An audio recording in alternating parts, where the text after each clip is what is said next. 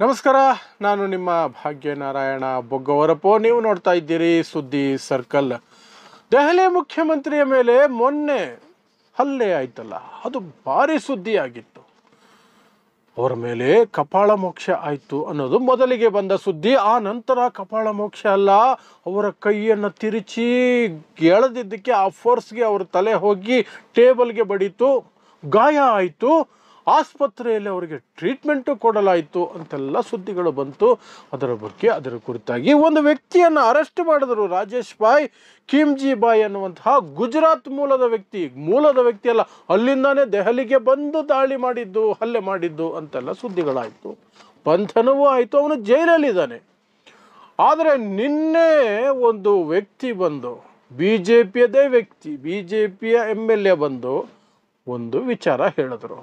ಆ ವಿಚಾರವನ್ನು ಇಟ್ಕೊಂಡು ನೋಡಿದಾಗ ಮೊನ್ನೆಯ ಹಲ್ಲೆ ನಾಟಕನ ಅನ್ನುವ ಪ್ರಶ್ನೆಗಳು ಬರುತ್ತೆ. ಮೊನ್ನೆಯ ಹಲ್ಲೆ ಡೂಪ, ಕಟ್ಟುಕತೆನ, ಸುಳ್ಳ ಅನ್ನುವಂತಹ ಪ್ರಶ್ನೆಗಳು ಮುಂದೆ ಬರುತ್ತೆ. ಯಾಕೆ ಅಂತ ವಿವರಿಸಿ ಹೇಳ್ತೀನಿ. ಮತ್ತು ಇಷ್ಟೆಲ್ಲ ನಾಟಕ ಡ್ರಾಮಾ ಮಾಡಿದ್ದು ರೇಖಾ ಗುಪ್ತಾ, ದೆಹಲಿಯ ಮುಖ್ಯಮಂತ್ರಿ ರೇಖಾ ಗುಪ್ತಾ ಅವರು ಝೆಡ್ ಸೆಕ್ಯೂರಿಟಿ ಪಡೆದುಕೊಳ್ಳೋದಕ್ಕೆ ಅನ್ನುವ ಆರೋಪಗಳು ಈಗ ಕೇಳಿ ಬಂದಿದೆ. ಅನುಮಾನಗಳು ಸಹ ಬರ್ತಿದ್ದಾವೆ.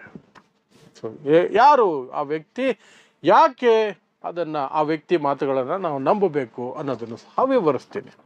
ಸೊ ನಿಮಗೆ ಗೊತ್ತಿರೋ ಹಾಗೆ ಮೊನ್ನೆ ಜನತಾ ದರ್ಶನ ನಡೆಸ್ತಿರ್ಬೇಕಾದ್ರೆ ಬುಧವಾರ ಬೆಳಗ್ಗೆನೆ ಬ್ರೇಕಿಂಗ್ ನ್ಯೂಸ್ ಬಂತು.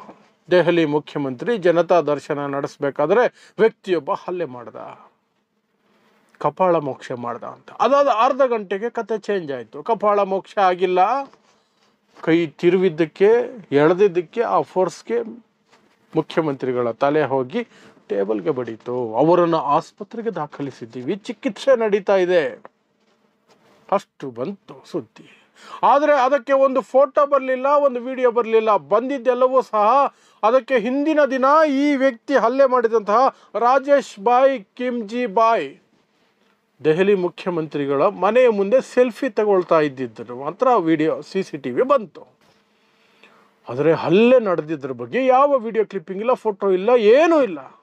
ಕೇವಲ ಕೆಲವು BJP ಕಾರ್ಯಕರ್ತರು ಬಂದು ಹೀಗೆ ಆಯಿತು ಅಂತ ನಮಗೆ ಗೊತ್ತಾಯಿತು, ನಾವು ಹೊರಗಡೆ ನಿಂತಿದ್ವಿ ಅನ್ನೋದನ್ನು ಬಿಟ್ಟರೆ ಅದನ್ನು ನೋಡಿದವರು ಯಾರೂ ಇಲ್ಲ. ಆ ನಂತರ ಮೇಡಮ್ ಅವರು ಡಿಸ್ಚಾರ್ಜ್ ಆಗಿದ್ದೀನಿ ಅಂತ ನಿನ್ನೆ ಒಂದು ಮೀಟಿಂಗಲ್ಲಿ ಕೂತಿರೋ ಫೋಟೋ ಹಾಕ್ತಾರೆ. ಎಲ್ಲೂ ಗಾಯ ಇಲ್ಲ, ಎಂಥದ್ದು ಇಲ್ಲ. ಆದರೆ ಒಂದು ಆರ್ಡರ್ ಬರುತ್ತೆ ಅಮಿತ್ ಶಾ ಆಫೀಸಿಂದ. ದೆಹಲಿ ಭಾರತದ ಗೃಹ ಮಂತ್ರಿ ಅಮಿತ್ ಶಾ ದೆಹಲಿಯ ಮುಖ್ಯಮಂತ್ರಿಗೆ ಝೆಡ್ ಸೆಕ್ಯೂರಿಟಿಯನ್ನು ಸ್ಯಾಂಕ್ಷನ್ ಮಾಡಿದ್ದಾರೆ. ಆ ಝೆಡ್ ಸೆಕ್ಯೂರಿಟಿಯಲ್ಲಿ 22ರಿಂದ 25 CRPF ಸೈನಿಕರು ಇರ್ತಾರೆ, ಯೋಧರು. ಅವರನ್ನು 24/7 ಸೆಕ್ಯೂರಿಟಿ ಕೊಡ್ತಾರೆ ರೇಖಾ ಗುಪ್ತಾ ಅವರಿಗೆ. ಪ್ಲಸ್ ಅವರ ಮನೆಗೆ NSG ಸೆಕ್ಯೂರಿಟಿ, ಅಲ್ಲಿಯೂ ಸಹ ಯೋಧರು AK-47 ಸಮೇತವಾಗಿ ಅವರಿಗೆ ಸೆಕ್ಯೂರಿಟಿ ಕೊಡ್ತಾರೆ. ಓಡಾಡಬೇಕಾದ್ರೆ ಕೆಲವು ಸಂದರ್ಭಗಳಲ್ಲಿ ಬುಲೆಟ್ ಪ್ರೂಫ್ ಸೆಕ್ಯೂರಿಟಿಯನ್ನು, ಗಾಡಿಯನ್ನು ಕೊಡ್ತಾರೆ. ಇದಿಷ್ಟು ಝೆಡ್ ಸೆಕ್ಯೂರಿಟಿಯಲ್ಲಿ ಬರುತ್ತೆ. ಇದಿಷ್ಟನ್ನು ಅವ್ರಿಗೆ ಕೊಡಲಾಗಿದೆ. ಸೊ ಇದನ್ನು ಪಡೆದುಕೊಳ್ಳೋದಕ್ಕೆ ರೇಖಾ ಗುಪ್ತಾ ನಾಟಕ ಆಡಿದರ, ಸುಳ್ಳು ಹೇಳಿದರ, ಆ ಹಲ್ಲೆ ನಡೆಯಲೇ ಇಲ್ವಾ, ಬೇರೆ ಏನೋ ನಡೀತಾ, ಆ ವ್ಯಕ್ತಿಯನ್ನು ಬೇರೆ ಯಾವುದೋ ಕಾರಣಕ್ಕೆ ಅವರು ಬಂಧಿಸಿದರ, ಇದಕ್ಕೆ ಪುಷ್ಟಿ ನೀಡುವ ಹಾಗೆ ಅಥವಾ ಈ ಅನುಮಾನಗಳು ಬರೋದಕ್ಕೆ ಕಾರಣನೇ BJPಯ ನಾಯಕ MLA ಅನಿಲ್ ಝಾ ಅನ್ನುವಂತಹ ವ್ಯಕ್ತಿ.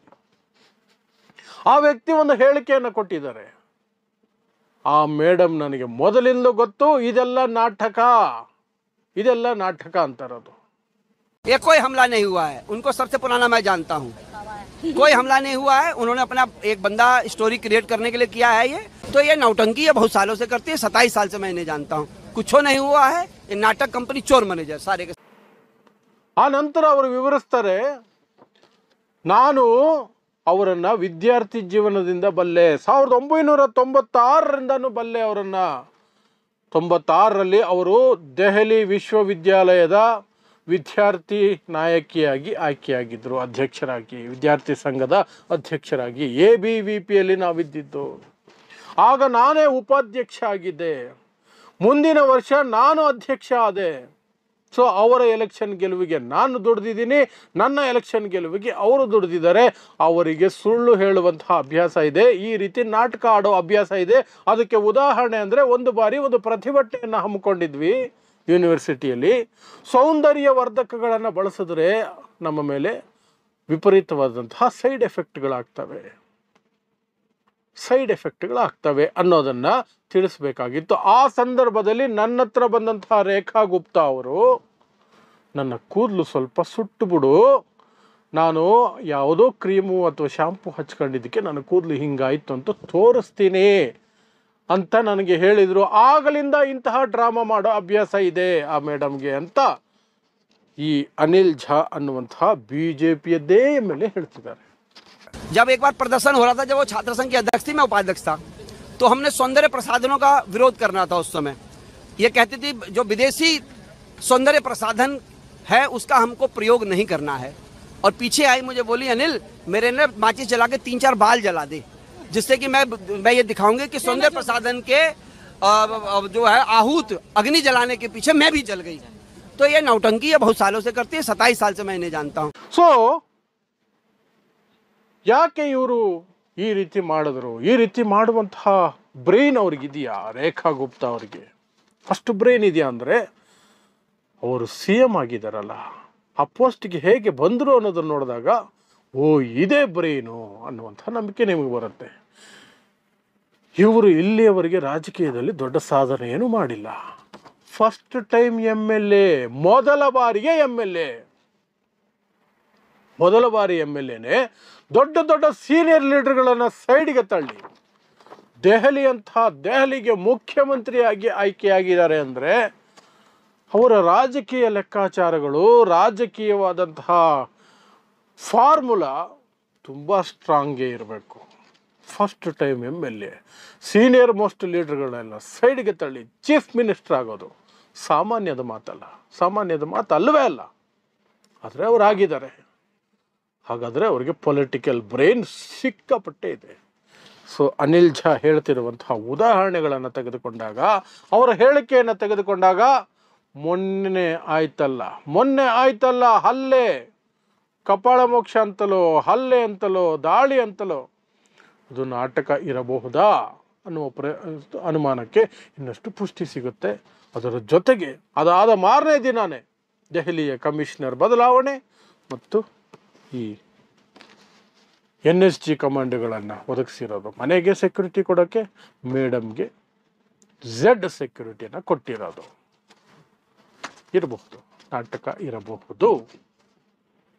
ಅದಕ್ಕೆ ಇದೆಲ್ಲವೂ ಸಹ ಅನುಮಾನಗಳಿಗೆ ಪ್ಲಸ್ ಆಗ್ತಾ ಹೋಗ್ತವೆ. ಗೊತ್ತಿಲ್ಲ ಯಾರು ರಾಜಕೀಯದಲ್ಲಿ ಏನು ಮಾಡ್ತಾರೆ, ಏನೆಲ್ಲ ಮಾಡ್ತಾರೆ. ರಾಜಕೀಯನೇ ಅಂಥದ್ದು. ನೋಡೋಣ ಮುಂದಿನ ದಿನಗಳಲ್ಲಿ ಹೊರಗಡೆ ಬರ್ಬೋದೇನೋ ವಿಶೇಷವಾಗಿ ಏನಾದರೂ ಇದ್ದರೆ. ಸೊ ಇಂತಹದೇ ವಿಶೇಷ ವರದಿಗಳಿಗಾಗಿ ನೋಡ್ತಾ ಇರಿ ಸುದ್ದಿ ಸರ್ಕಲ್. ನಾನು ನಿಮ್ಮ ಭಾಗ್ಯನಾರಾಯಣ ಬೊಗವರಪು.